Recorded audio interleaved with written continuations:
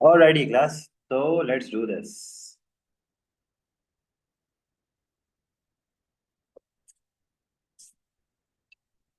तो ये हमारे पास ओ लेवल्स का एक पास पेपर रिवीजन किट आपके पास ऑलरेडी है। आई एम श्योर आपने वो डाउनलोड कर लिया होगा। उससे आप रिवाइज करके पास पेपर को मैक्सिमम जितना हो सके सॉल्व करो।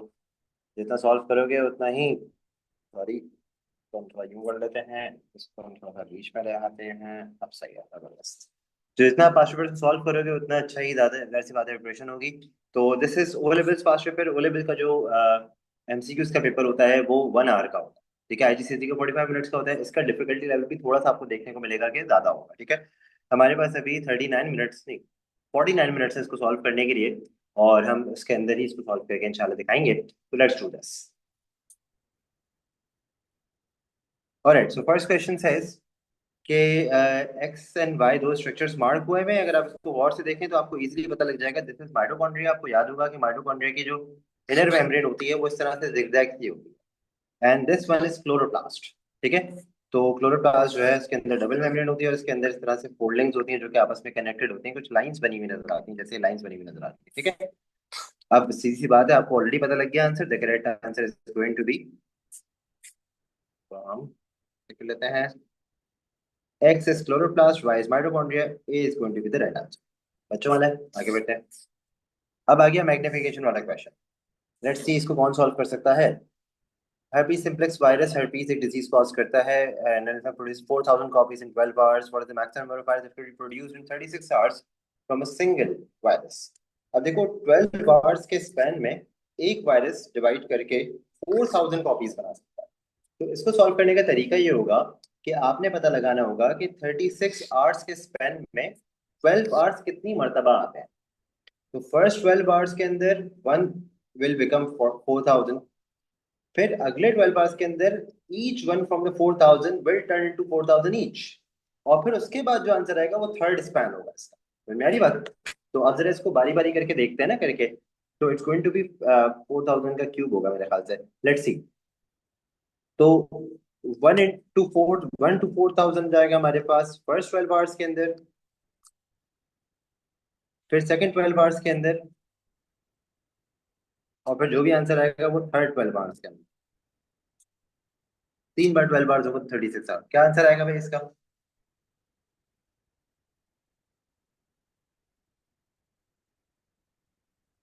वेल, इट्स एक्चुअली 4000 का cube, so that is going to be 4 का क्यूब होता है 64। तो 6.4 समथिंग आना चाहिए and the correct answer is obviously going to be option C. ठीक है, ये सिंपली क्या है, हमारे पास कोई मैथमेटिक्स स्ट्रॉन्गली जबरदस्त वाली मैथमेटिक्स नहीं लग रही भाई इसके अंदर। इट्स जस्ट 4000 का क्यूब। ठीक है, क्यूब कहाँ से आया? 3 वैल्यू पावर में क्यों रखी है? क्योंकि 3 मरतबा 12 आवर्स 36 आवर्स के अंदर आते हैं। ठीक है, 1 2 3, इसलिए हमने क्यूब किया उसको।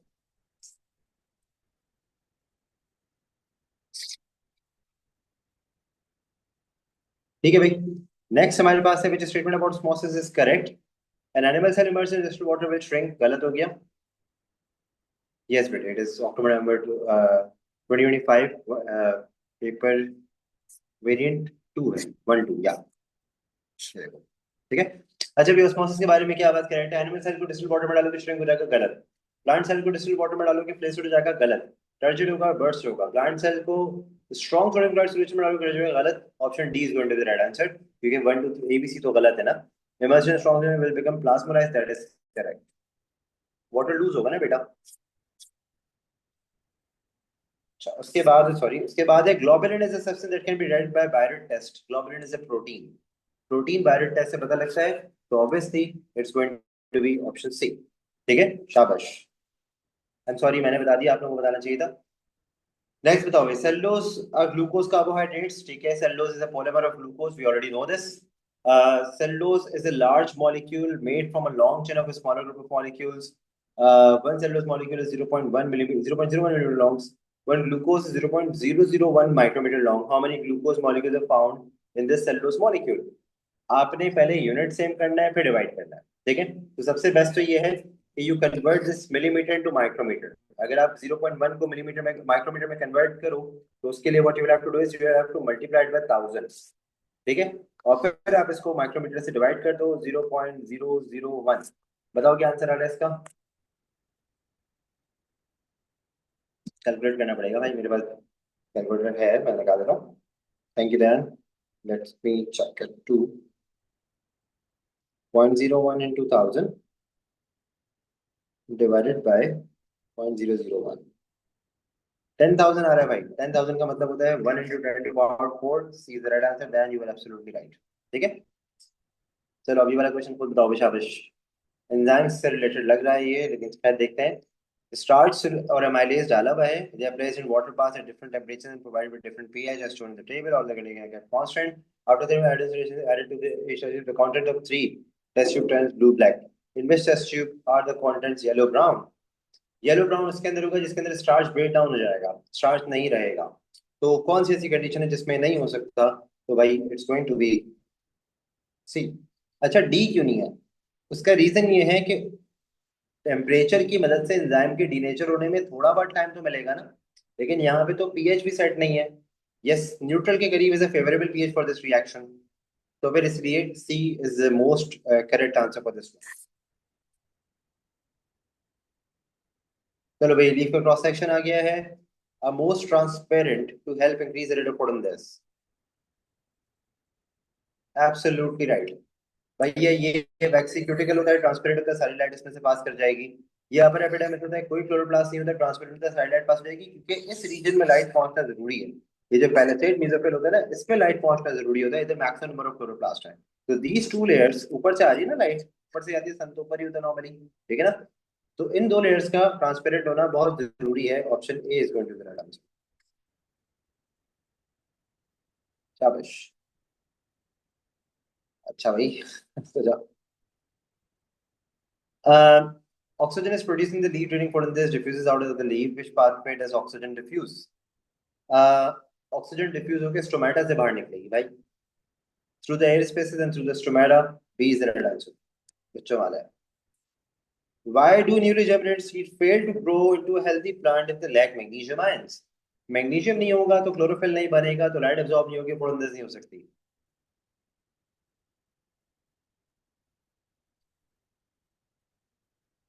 Option D should be the right answer.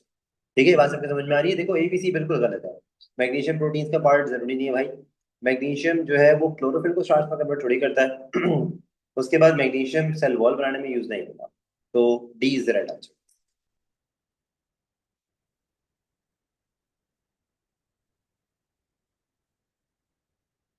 Sorry यार, असल में मुझे ये भी तो प्रूव करना है ना कि हम कम टाइम में इसको कर सकते हैं, 1 घंटा रिक्वायर्ड नहीं है। ठीक है। अभी हमें स्टार्ट किए हुए 7 मिनट्स हुए हैं, और हमने 10 क्वेश्चंस कर लिए। ठीक है। Which graph shows the effect of light intensity on the rate of transpiration. Light intensity का रेट ऑफ ट्रांसपिरेशन से क्या लिंक होगा? तो what's the answer for this one?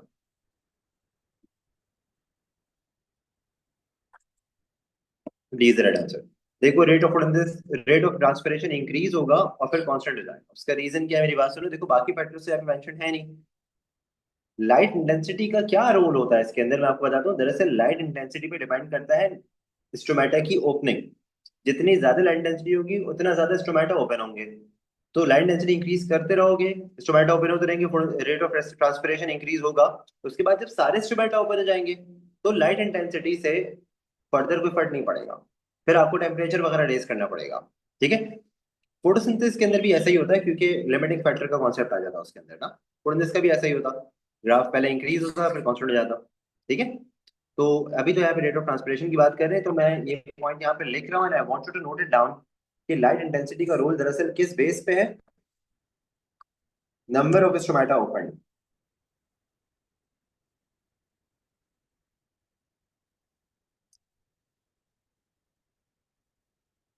ठीक है भाई। नेक्स्ट हमारे पास a woman went to the doctor for the following symptoms: severe joint and leg pain, swelling and bleeding gums, skin that bruises easily. Vitamin C. Vitamin C is going to be scurvy, and the correct answer should be, इस बात से पता लग रहा है ये। ठीक है, बाकी सब सिम्टम्स इसके साथ एसोसिएटेड है, स्कर्वी में सब कुछ होता है।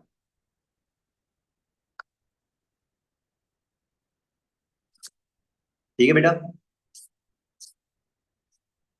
देखो, हमारे सिलेबस में कैल्शियम विटामिन डी वाला जो है वो रिकेट्स है, आयरन से एनीमिया होता है, और विटामिन की सी स्कर भी होता है।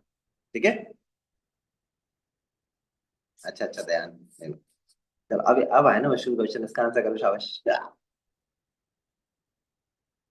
Four people do exactly the same physical exercise. The graph shows the breathing rate and the breaths per minute before, during, and after exercise. 1% is the professional athlete. Which line shows the result for the professional athlete?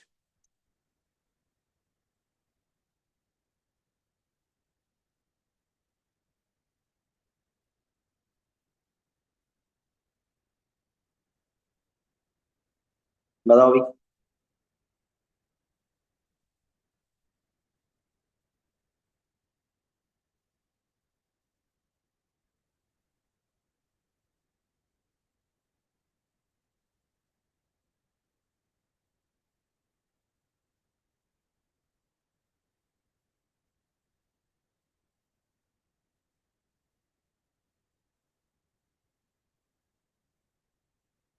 हार मान ली।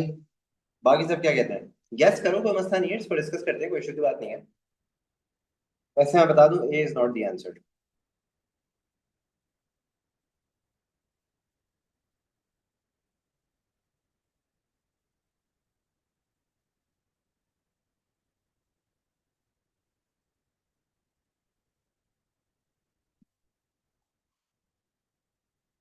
Times up, मेरी बारी। The correct answer is option D. ऐसा क्यों है? मेरी एक बात सुनो। अगर एक बंदा प्रोफेशनल एथलीट है, तो वो तो यूज टू है इतना भागने का और एक्सरसाइज करने का, राइट? तो उसकी बॉडी के लिए कोई सरप्राइज थोड़ी होगा, अरे भाई तो इस काम करो ये वो तो ऑलरेडी इसका प्रोफेशनल है, वो तो यूज टू है इस चीज का, राइट? होगा क्या? एक प्रोफेशनल एथलीट वो होता है जो यूज टू होता है कि वो अपनी नॉर्मल ब्रीदिंग के अंदर इतना ऑक्सीजन अपटेक कर सकता है जिसके लिए दूसरे बंदों को 2 बार सांस लेना पड़ेगा।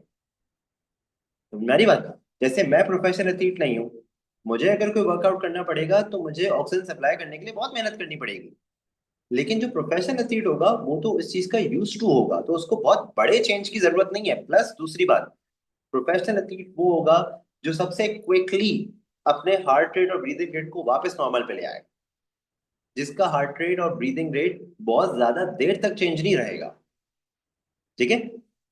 अब यहाँ पे बाकी सब जो है, उनके हार्ट रेट में बहुत बड़ा, उनके ब्रीदिंग रेट में बहुत बड़ा चेंज आ रहा है, और फिर उनको वापस आने में भी बहुत टाइम लग रहा है। लेकिन ये सबसे क्विकली अपने नॉर्मल ब्रीदिंग रेट पे आ रहा है। ठीक है, तो इसलिए the correct answer is going to be option D. ये बात समझ में आनी चाहिए बेटा।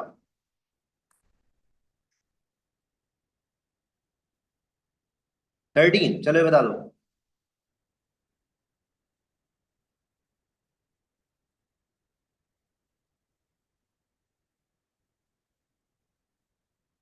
आसान है।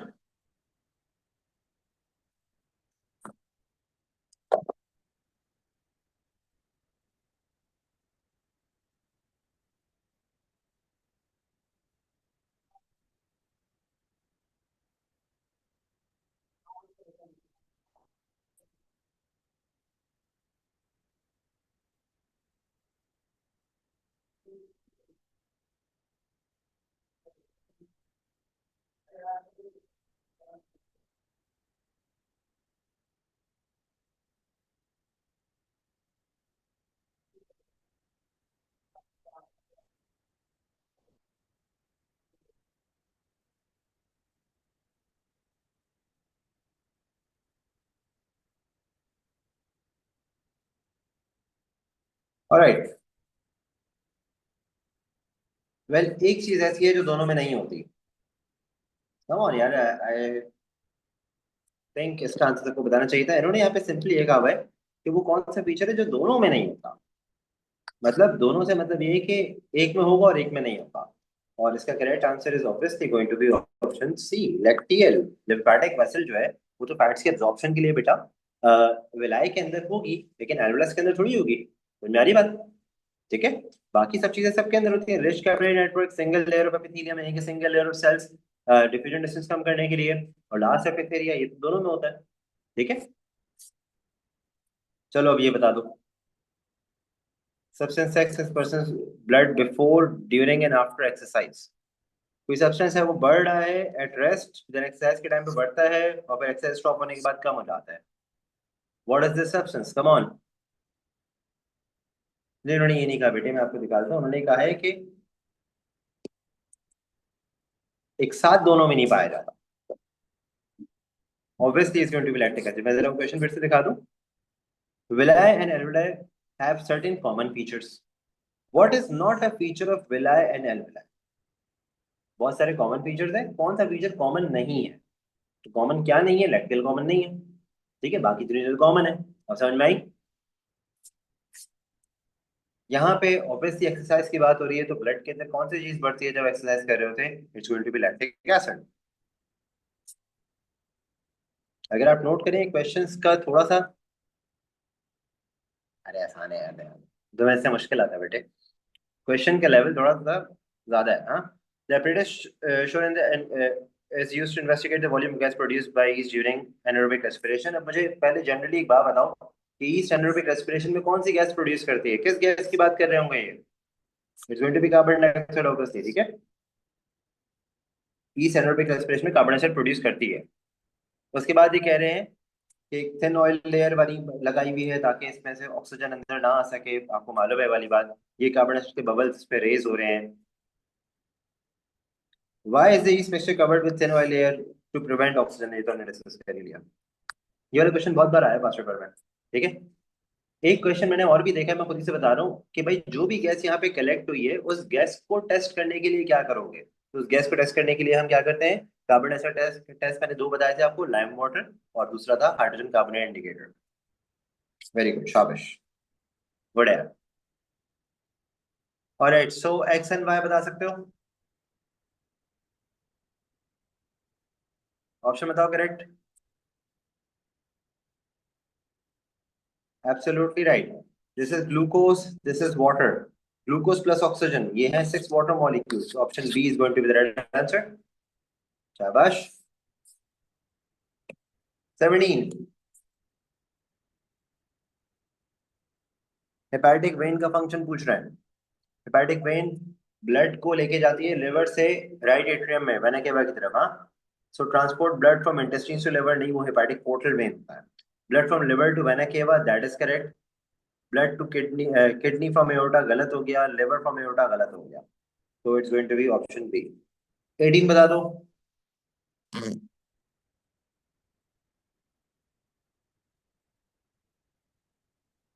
Thickness of the heart wall, हाँ।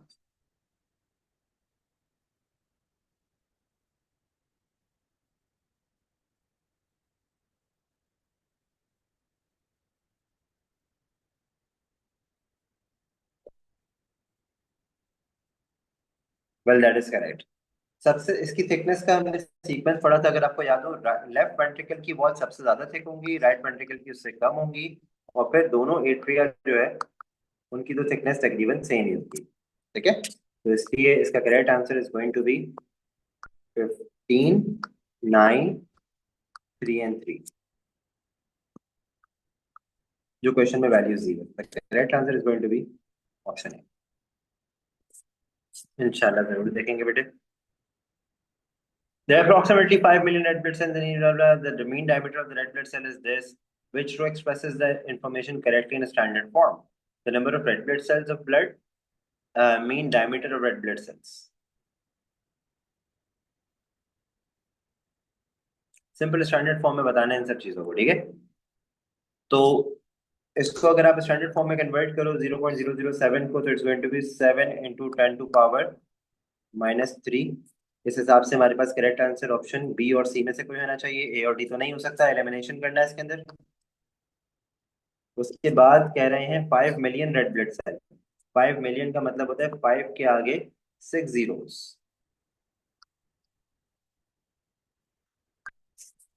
तो दैट शुड बी 5 इंटू 10⁻⁶। -6 तो हो नहीं सकता ऑब्वियसली, ये वाली बात गलत हो जाएगी। So the correct answer is going to be option C. Clear है वाली बात?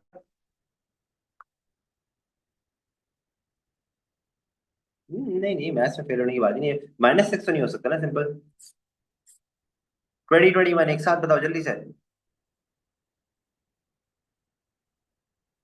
अच्छा देखो, अल्कोहल वाला आईजीसीएसई में नहीं था, तो ये आईजीसीएसई वाले नहीं बता सकते, लेकिन मैंने पढ़ाया जरूर है।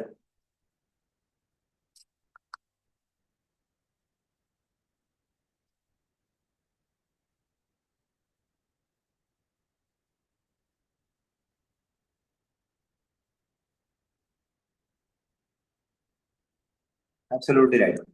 लिवर डैमेज करता है भाई, अल्कोहल लिवर डैमेज करता है। ठीक है। What can reduce the risk of bacteria becoming resistant to antibiotics, come on, ये सब बता सकते हैं 21।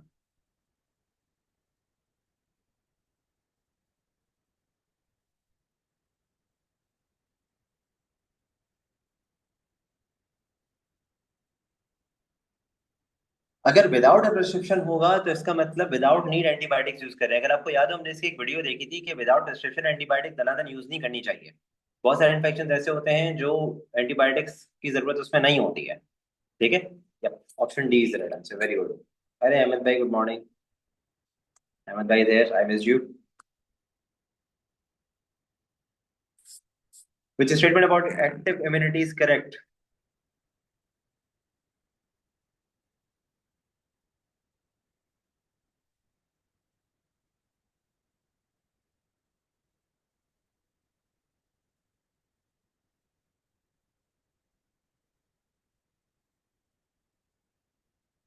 The correct answer is option B. ध्यान पहली बार में सही आंसर करना था बेटा। अब सुनो, अगर एंटीबॉडीज गेन कर रहे हैं तो पैसिव इम्यूनिटी होगी ना, एक्टिव थोड़ी होगी। अगेन ब्रेस्ट मिल्क से एंटीबॉडीज रिसीव कर रहे हैं, पैसिव इम्यूनिटी हो गया। ठीक है। ये दोनों नेचुरल पैसिव इम्यूनिटी की एग्जांपल है। उसके बाद एक्टिविटी आफ्टर एंटीबायोटिक्स, एंटीबायोटिक्स का इम्यूनिटी से कोई ताल्लुक नहीं है। ये तो डायरेक्टली बैक्टीरिया को किल करने में यूज होती है। ऑलराइट।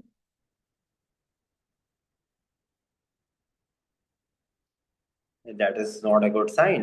हानिया, आपको और प्रैक्टिस की जरूरत है। फिर इसका मतलब रिवाइज करो चीजों को, जहाँ पे गलतियां और आइडेंटिफाई करो उन चैप्टर्स को, उन टॉपिक्स को, और उनको रिवाइज करो। ओके।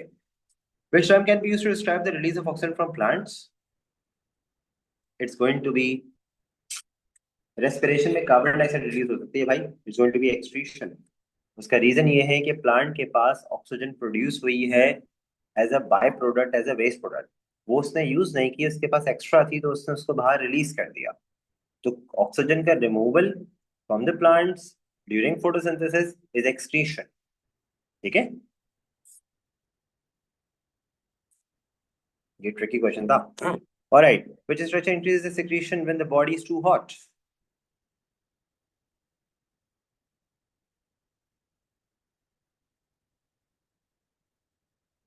अच्छा, इसका तो आंसर बताओ। इन सारे पार्ट्स के नाम सबसे पहले पता होने चाहिए आपको। ए इज हेयर, सबसे मुश्किल मैंने बता दिया। डी जो है वो एडिपोज लेयर है, फैट स्टोरिंग सेल्स होते हैं इसके अंदर, hypodermis.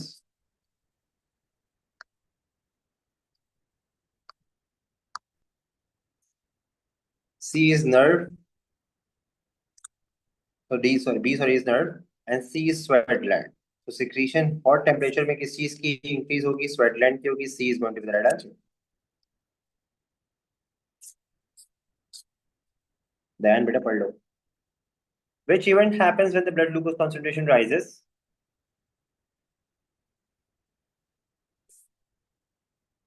Option D is the right answer.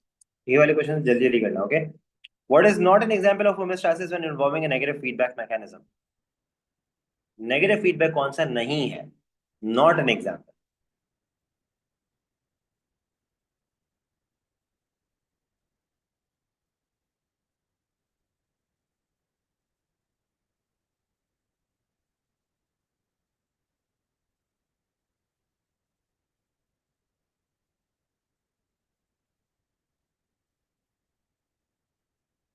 अब देखो, इसका आंसर सबसे बेस्ट तरीका ये है कि ऐसे क्वेश्चंस का आंसर एलिमिनेशन मेथड से करो। एलिमिनेशन मेथड का मतलब होता है कि जो रॉन्ग ऑप्शन है पहले उनको हटा दो, यानी कि जो नेगेटिव फीडबैक में आता है उसको हटा दो पहले। ठीक है। जैसे कि ऑप्शन ए नेगेटिव फीडबैक में आता है, टेम्परेचर फ्लक्चुएट करेगा, आप उसको वापस मेंटेन करोगे 36.5 पे, तो नेगेटिव फीडबैक हो गया। अच्छा, ऑप्शन बी थोड़ा सा कंफ्यूजिंग है, छोड़ दो, ऑप्शन सी पे आ जाओ। Glucose from liver cells after missing a meal, when you miss a meal your blood glucose concentration drops down, liver release करता है glucose to raise glucose level, negative feedback हो गया। हमें तो वो ऑप्शन चाहिए जिसमें नेगेटिव फीडबैक ना हो रहा हो। Releasing insulin from pancreas after eating a meal glucose level rise होता है, इंसुलिन रिलीज होगा, वो कम होकर नॉर्मल हो जाएगा। तो again negative feedback. The only option you are left with is option B and that is correct. Right and straight में बंदे का blood pressure, heart rate already बढ़ा हुआ होता है, उसके अंदर एड्रेनलिन रिलीज होकर इनको मजीद बढ़ा देता है। तो ये एक पॉजिटिव फीडबैक हो गया, नेगेटिव फीडबैक में काउंट नहीं होगा। ठीक है। What is the correct example of phototropism?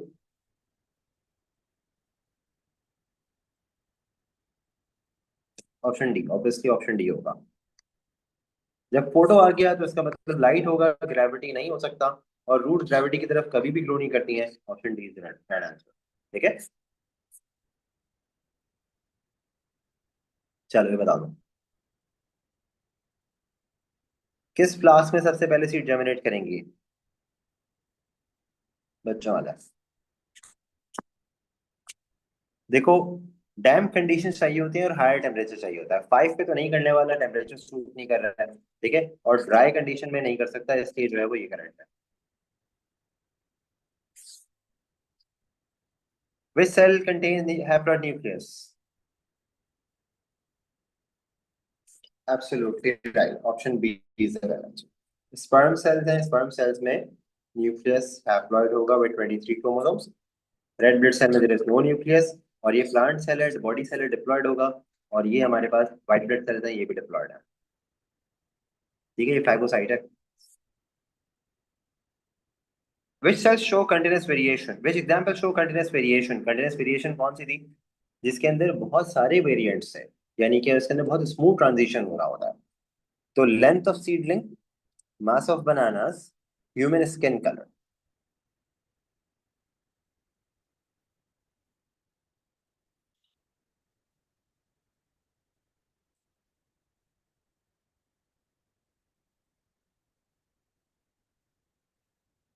बेटा इट्स गोइंग टू बी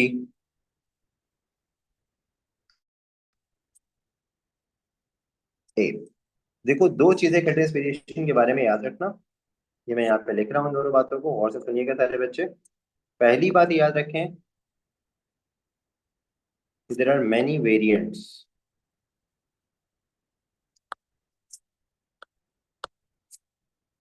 दूसरी बात, इसमें genetic plus environmental factors involve होते हैं। अब अगर एक बनाना प्लांट को न्यूट्रिशन ही सही से ना मिले तो उसके बनाना भी वीक प्रोड्यूस होंगे। एक ग्रोइंग सीड को न्यूट्रिएंट सही से नहीं मिले तो फिर उसके पास सीडलिंग की लेंथ भी छोटी होगी। और ह्यूमन स्किन कलर पे तो सनलाइट का इफेक्ट होता है, या टैनिंग होती है, आपको पता है। ठीक है, तो यहाँ पे इसकी वजह से all three are going to be part of it. ठीक है। 31. A man has 6 fingers on each hand and 6 toes on each foot. This genetic inherited condition is caused by dominant allele. A man's genotype is heterozygous. अब dominant allele से हो रही है, heterozygous है, तो देखते हैं। His wife does not have the condition, यानी कि सीधी सी बात यह है कि मैन हो गया हेट्रोजाइगस, और इसकी जो वाइफ है वो हो गई होमोजाइगस रिसेसिव, क्योंकि उनके पास ये कंडीशन नहीं है। What is the probability that a child of this couple will be born with the condition? 50%, 0.5 C is the right answer. अब ये कैसे पता लगा? तो ये सिंपल क्रॉस है, अगर आप इसका क्रॉस बनाएंगे अपने पास तो क्रॉस बनाने का तरीका मैं आपको याद दिला दूं। आप इनके गेमीट्स बनाएंगे, बहुत डिटेल से पढ़ा है हमने इस पूरी बात को। इसका तो एक गेमीट एक ही तरीके से बनेगा, और फिर आप इसका पनेट स्क्वायर बना सकते हैं। चलो दो गेमीट बना दो इसके, कोई बात नहीं। एक तरफ दोनों ये वाले रखो, एक पेरेंट के, और एक तरफ दूसरे पेरेंट के रखो। अब आप नोट करो तो आपके पास चार में से दो ऐसे बन रहे हैं जिनके पास हेटेरोजाइगस कंडीशन है, और दो ऐसे बन रहे हैं जिनके पास होमोजाइगस कंडीशन है। एक ये बन गया, देखो,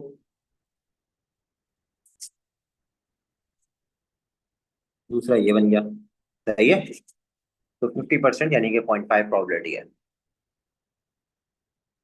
नहीं नहीं भाई, ये अभी देखो ना, आपको पता लग रहा है टाइम का। अब देखो, we are only left with 20 more minutes and we have to solve these last 8 questions, and I believe that they are going to require some more time. Let's see. ये हमें पेडिग्री डायग्राम बना के दी हुई है। Pedigree diagram के अंदर सबसे पहले आपने लिखना होता है जो नॉन जीनोटाइप्स है उनके बारे में लिखना होता है। पेडिग्री डायग्राम में सबसे पहले नॉन जीनोटाइप्स का है, ठीक है। अब ये कह रहे हैं कि the diagram shows the family tree for inheritance of I colour. I colour की बात कर रहे हैं, ठीक है। The allele for brown eyes is dominant and the allele for blue eyes is recessive, ठीक है। अब आप एक काम करो ना, आप ब्राउन के लिए कोई अल्फाबेट चूज कर लो, ब्लू के लिए भी कोई अल्फाबेट चूज कर लो। Let's say capital B is dominant for brown, ठीक है, and small B would be for blue, ठीक है। इसका मतलब ये हुआ कि हमारे पास ब्राउन जो है वो दो कंडीशन में हो सकता है, ऐसे भी हो सकता है और ऐसे भी हो सकता है। और ब्लू जो है वो हमारे पास सिर्फ और सिर्फ ऐसे ही हो सकता है, ठीक है। अब ये कह रहे हैं कि mail with brown eyes, mail with blue eyes, तो आपको ऑलरेडी पता है ब्लू आइज तो हमारे पास सिर्फ और सिर्फ इस कंडीशन में हो सकती हैं, फीमेल में भी इस कंडीशन में हो सकते हैं। लेकिन जो ब्राउन आइज है वो हमारे पास दो कंडीशन में हो सकती है, ऐसे भी हो सकती है और ऐसे भी, होमोजाइगस डोमिनेंट और हेटेरोजाइगस जो है वो दोनों स्टेट में हो सकती हैं। अब जो नॉन जीनोटाइप्स है सबसे पहले उनको लिख दो। क्वेश्चन पढ़ा भी नहीं है मैंने, अभी क्या करा है, अभी क्वेश्चन के जो लास्ट लाइन है ना, ये सबसे इंपॉर्टेंट है। मतलब असल में तो आंसर इसी को देखने से मिलेगा, लेकिन आप सबसे पहले क्या करोगे, जो नॉन जीनोटाइप्स है उनके बारे में लिख दो। यू ऑलरेडी नो के जो डार्क वंस हैं they are small B small B, ठीक है। अब जो बाकी सारे नजर आ रहे हैं उनमें कम से कम एक कैपिटल बी तो होगा, तो इसके अंदर एक कैपिटल बी लिख रहा हूँ, दूसरा डैश डाल रहा हूँ, इसके अंदर एक कैपिटल बी लिख रहा हूँ, डैश डाल रहा हूँ, कैपिटल बी एक डैश, कैपिटल बी एक डैश, कैपिटल बी एक डैश। क्यों? क्योंकि वो कैपिटल भी हो सकता है सेकंड वाला और स्मॉल भी हो सकता है। अब कुछ के बारे में आपको कंफर्म है, जैसे कि एक मिसाल दे रहा हूँ, ये दो स्मॉल भी नजर आ रहे हैं, ये एक स्मॉल भी इस पेरेंट में से आया हुआ और एक स्मॉल भी इस पेरेंट में से आया हुआ है, दोनों पेरेंट से एक एक स्मॉल भी आएगा तभी तो ऐसा बनेगा। तो इसका मतलब हमारे पास, इसके पास स्मॉल भी है, इसके पास स्मॉल भी है। इसके पास नहीं पता, कंफर्म नहीं है, इसके पास हो सकता है एक के पास से कैपिटल भी, दूसरे के पास से भी कैपिटल भी आ जाए, हो सकता है इसके पास से कैपिटल भी, इसके पास से स्मॉल भी आ जाए, तो इसका हम कुछ नहीं कर सकते, इसका हम कुछ नहीं कर सकते, कोई बात नहीं। अच्छा, अब अगर आप नोट करें तो हम इसके बारे में भी कह सकते हैं, मतलब इसका तो चलो हमें कंफर्म है, इसका भी कह सकते हैं।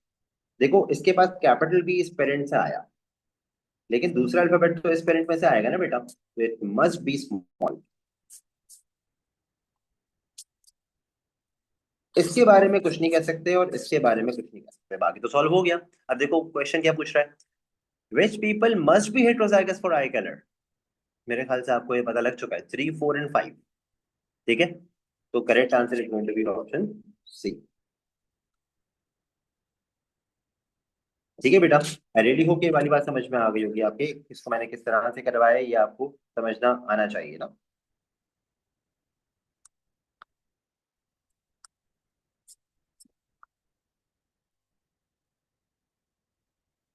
ऑलराइट, वेरी गुड दैन, बहुत अच्छी बात है, मैंने देखा था कि आपने आंसर किया था। बिल्कुल, ये ओ लेवल्स का पेपर तो थोड़ा सा लेंदी होता है। Karyotype is a photograph showing chromosomes of the individual, ये डिप्लॉइड सेल है, इसके अंदर पेयर ऑफ क्रोमोसोम्स आपको नजर आ रहे हैं, पेयर नंबर 1 2 3 4 ब्ला ब्ला। और ये आखिर में एक्स वाई लिखा हुआ है, बताओ मेल है फीमेल है? हमने पढ़ा है इसको बेटे, मुझे बताओ पहले ये मेल है फीमेल है? एब्सोल्युटली राइट, ये मेल है। अब इस सारे क्रोमोसोम्स के पेयर्स में दो दो क्रोमोसोम्स हैं, एक जगह आपको फॉल्ट नजर आ रहा है और वो ये रहा, इसमें दो के बजाय तीन क्रोमोसोम नजर आ रहे हैं, ऐसे है ना बेटा। ये डाउन सिंड्रोम कहलाता है। डाउन सिंड्रोम में क्या होता है कि उसके अंदर 21st पेयर पे दो के बजाय तीन क्रोमोसोम्स होते हैं। ये क्रोमोसोमल एबनॉर्मेलिटी है, इनके पास टोटल नंबर ऑफ क्रोमोसोम 46 के बजाय 47 होगा, ठीक है। तो यहाँ पे हमारे पास भाई ये पता लग रहा है कि ये मेल है, this is a mail with down syndrome.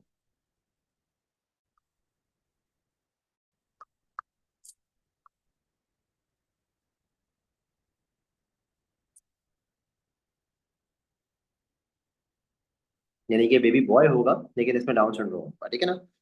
तो correct answer is going to be option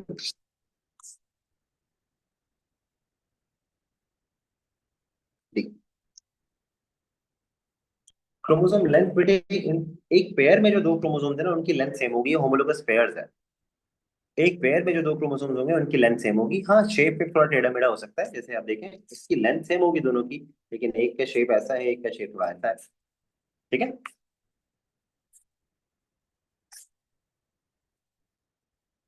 Three statements about natural selection are listed. An organism with an advantageous inherited feature does not always pass this to its offspring. Many organisms in a population die before they interbreed and produce any offspring. organism with more advantageous inherited features are more likely to survive and produce offspring. 3 तो correct है natural selection के बारे में।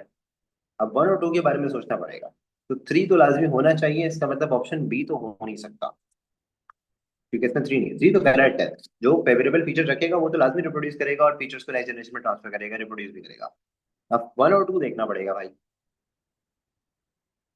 An organism with advantageous feature does not always pass this to its offspring.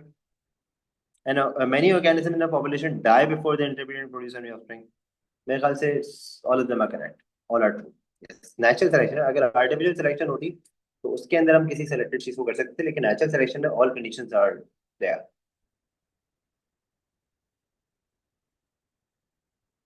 ठीक है। Bread is made from a mixture of flour, sugar, water, and yeast. The mixture is left in a warm place to allow it to rise. अब ये rice क्यों होता है? ये carbon dioxide की वजह से राइस होता है, ठीक है, एनारोबिक रेस्पिरेशन होती है। तो option C is going to be the right answer undoubtedly. Anaerobic respiration से प्रोड्यूस होगी कार्बन डाइऑक्साइड। ठीक है, very good. 36 some stages in the production of human insulin are listed. What is the correct sequence of these stages? हमने पढ़ा है, इसको हम कहते हैं recombinant DNA टेक्नोलॉजी। तो genetically modified E. coli bacteria grown in large fermenters, this should be the last step. The gene for human insulin is inserted into a DNA, ये होता है, बिल्कुल होता है। The gene for human insulin is obtained from human pancreas cells, पहला step तो यही होगा। Human insulin is extracted and purified, ये लास्ट स्टेप होगा। ह्यूमन इंसुलिन को एक्सट्रैक्ट करना आखिरी चीज होगा, उससे पहले होगा ये। तो 1 और 4 आखिर में आना चाहिए, option D should be the right answer. पहले आप ह्यूमन इंसुलिन को एक्सट्रैक्ट करोगे, जीन को एक्सट्रैक्ट करोगे, पहले आप जीन को एक्सट्रैक्ट करोगे, उसके बाद उसको इम्प्लांट करोगे बैक्टीरिया के अंदर, उसके बाद उसको फर्मेंटर में ग्रो कराओगे, और फिर आप ह्यूमन इंसुलिन को एक्सट्रैक्ट करके उसको प्यूरिफाई करोगे। तो option D should be the right answer. ठीक है,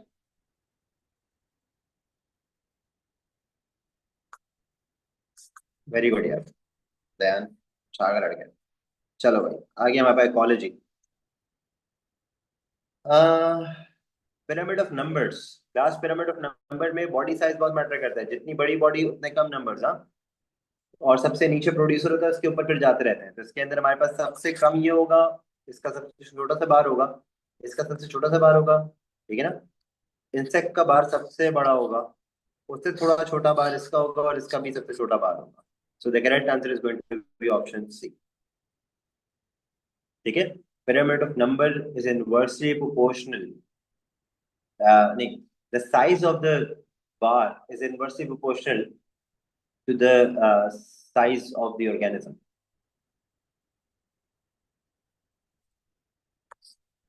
चलो 38 क्लास बस खत्म होने वाला है, शाबाश। shows the movement of carbon in the carbon cycle in gigatons per year.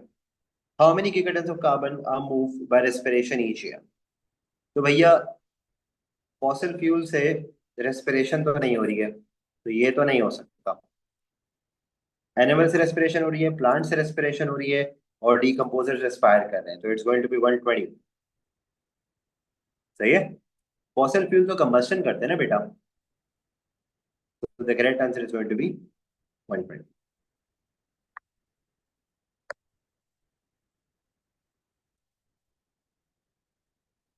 ये है फोटोसिंथेसिस, ये फॉसिलाइजेशन है, और ये है हमारे पास बर्निंग कंबस्शन। ठीक है, carbon cycle. Second last question.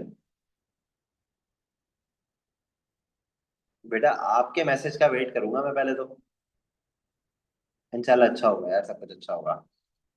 Energy is lost from a food chain from one trophic level to the next. How is energy lost from a food chain? By digestion, by respiration, by photosynthesis, by excretion. Photosynthesis नहीं है, बाकी सब है। ठीक है, तो 1, 2 and 4 should be the right answer. Option B. नहीं, photosynthesis में एनर्जी लॉस नहीं होता ना बेटा। लास्ट है nitrogen cycle. Which stages involve bacteria? किस स्टेजेस में बैक्टीरिया है?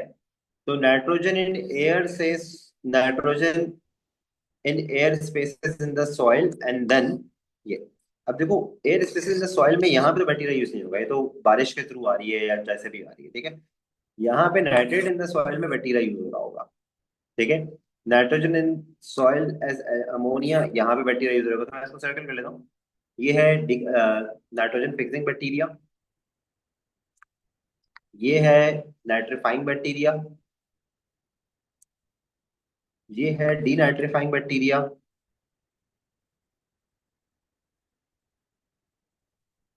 ये है डीकम्पोजर्स। यहाँ पे यूज हो रहा है 2567, बिल्कुल सही। ठीक है।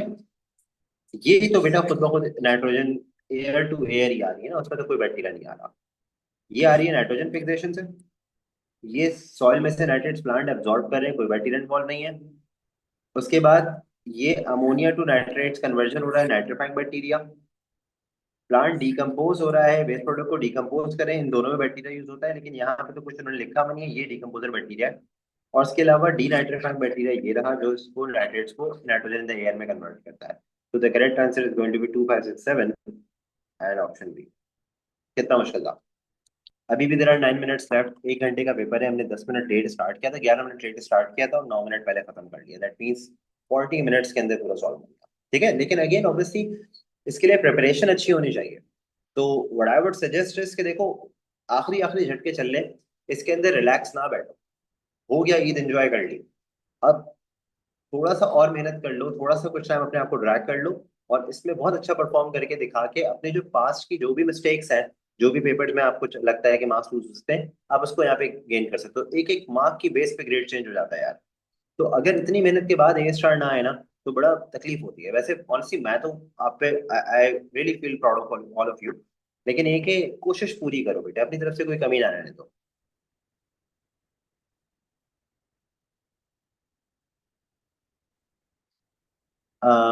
अभी मुझे बात समझ में नहीं आई। फिजिक्स का पेपर बिल्कुल दे दें आप, कोई मसला नहीं है। फिजिक्स का पेपर बिल्कुल दें, अच्छे से दें, और सारे जो है वो पेपर्स में अपनी पूरी जान लें। आपके अख्तियार में सिर्फ मेहनत करना है, बाकी तो अल्लाह ताला की मर्जी। और यकीनन जब आप मेहनत करते हो तो अल्लाह ताला उसको नोट डाउन कर लेता है और आपको उसका रिवॉर्ड जरूर देता है। तो आप अपने एंड से अपना काम पूरा रखो। ठीक है। ये बिल्कुल ऐसी बात है कि मोबाइल को चार्ज करके रखो अपने। ठीक है। अब आपका मोबाइल चार्ज है तो आप उसको लॉन्ग टाइम यूज कर सकते हो। आपका पावर बैंक चार्ज है, मोबाइल चार्ज है, तो it's just like you are filling up your power bank and mobile phone, ताकि आप उसको बाद में यूज कर सको।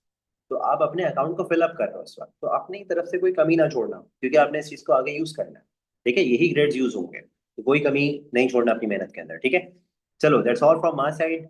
और आपसे इंशाल्लाह मुलाकात होती है नेक्स्ट क्लास के अंदर, नेक्स्ट वीक में, जो कि हमारी लास्ट 2 क्लासेस होंगी, उसके अंदर पांच पेपर्स करेंगे। और ठीक है बेटा, कॉलेज में एडमिशन के लिए चाहिए होता है, और आपकी मेमोरी के लिए चाहिए होगा। जब अच्छा ग्रेड इंशाल्लाह आएगा तो आप मुझे भी अच्छे वर्ड्स में याद रखेंगे। ठीक है। चलो, दैट्स ऑल, टेक केयर, जा सकते हैं। अल्लाह हाफिज, थैंक यू, बाय बाय।